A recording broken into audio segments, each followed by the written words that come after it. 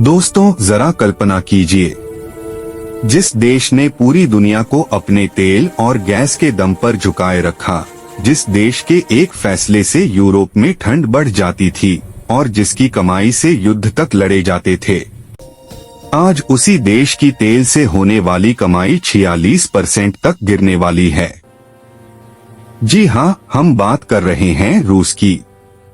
जनवरी महीने के लिए जो अनुमान सामने आ रहे हैं वो सीधे सीधे बताते हैं कि रूस की तेल से होने वाली इनकम लगभग आधी हो चुकी है। अब सवाल ये है, क्या ये सिर्फ एक अस्थायी झटका है या फिर ये उस पुतिन मास्टर प्लान का अंत है जिससे अमेरिका और यूरोप को चुनौती दी गई थी? और सबसे बड़ा सवाल, इस पूरे खेल में भारत कहाँ खड़ा है? क्या भारत रूस को बचा रहा है या चुपचाप अपने फायदे का खेल खेल रहा है? आज की इस एक्सक्लूसिव रिपोर्ट में हम पूरे ग्लोबल ऑयल गेम को डोट परत दर परत खोलेंगे। रूस की ताकत क्या थी?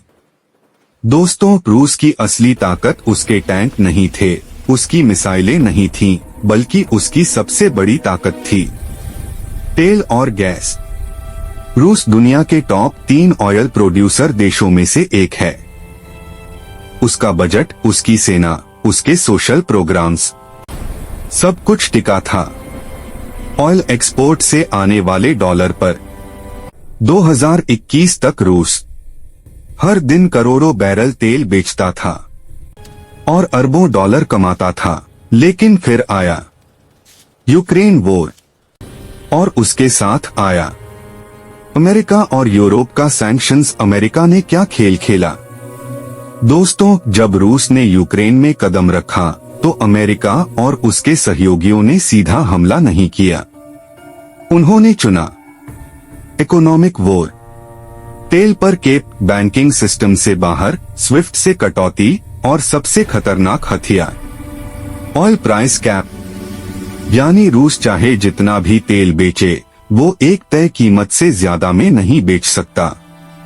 अमेरिका का प्लान साफ था, रूस की कमाई काट दो और धीरे धीरे उसकी युद्ध क्षमता खत्म कर दो। शुरुआत में रूस ने कहा, हमें फर्क नहीं पड़ता, लेकिन अब जो आंकड़े आ रहे हैं वो कहानी कुछ और ही बता रहे हैं। 46% की गिरावट, सच्चाई क्या है? दोस्तों, जनवरी के लिए जो रिपोर्ट्स सामने आई हैं, उनके मुताबिक रूस की तेल से होने वाली कमाई लगभग 46% तक गिर सकती है।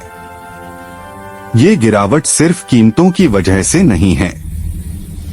इसके पीछे 3 बड़े कारण हैं। कारण 1, अमेरिकी प्रतिबंध और प्राइस कैप।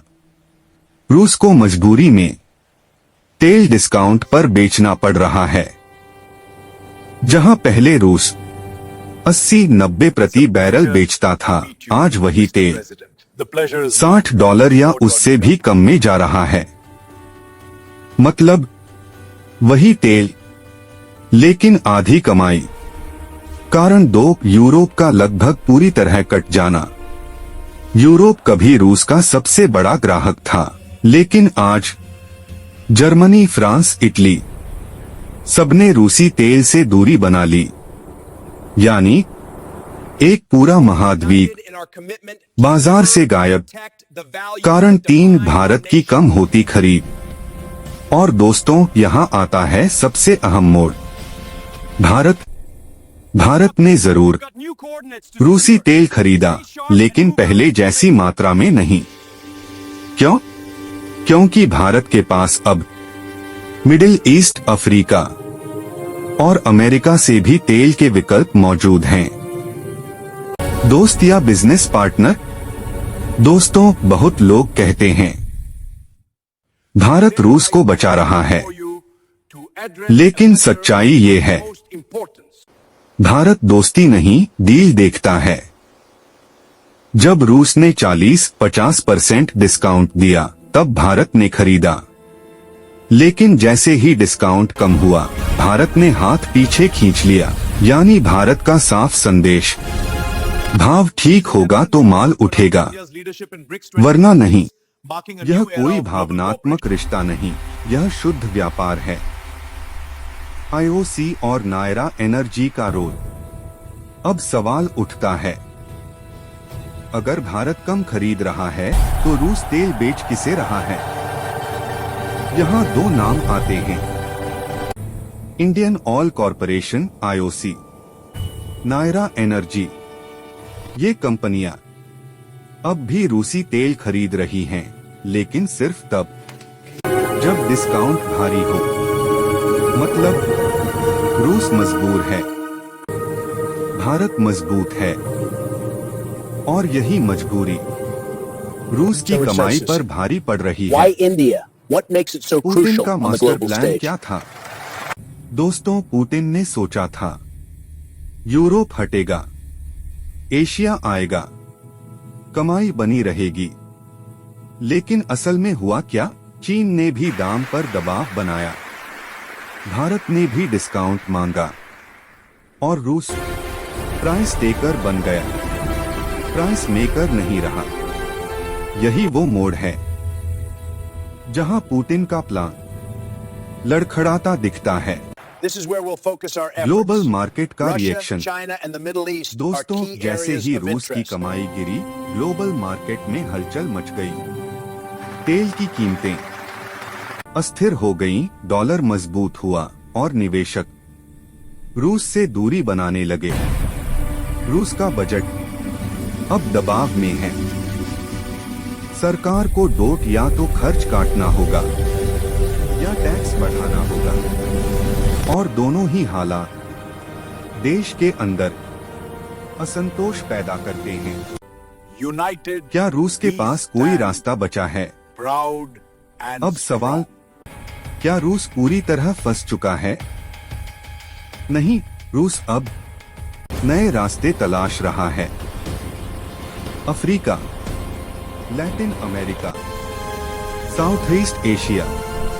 लेकिन सच्चाई ये है, इन बाजारों में न तो उतनी क्षमता है, न उतनी कीमत, यानी नुकसान की भरपाई आसान नहीं। क्या यह रूस के लिए चेतावनी है? बिल्कुल, 46% की गिरावट कोई छोटा झटका नहीं है। ये संकेत है कि तेल अब हथियार नहीं रहा, दुनिया बदल चुकी है, विकल्प मौजूद हैं, और जो देश पुराने दबाव के खेल में फंसे रहेंगे, उन्हें नुकसान होगा। दोस्तों, रूस की कमाई में आई ये गिरावट सिर्फ एक देश की कहानी नहीं है, ये कहानी है बदलती दुनिया की, बदलते व्यापार की, बदलती ताकत की। पुतिन का मास्टर प्लान पूरी तरह खत्म नहीं हुआ, लेकिन वो पहले जैसा अजय भी नहीं रहा। और भारत अब खेल देख नहीं रहा, खेल खेल रहा है।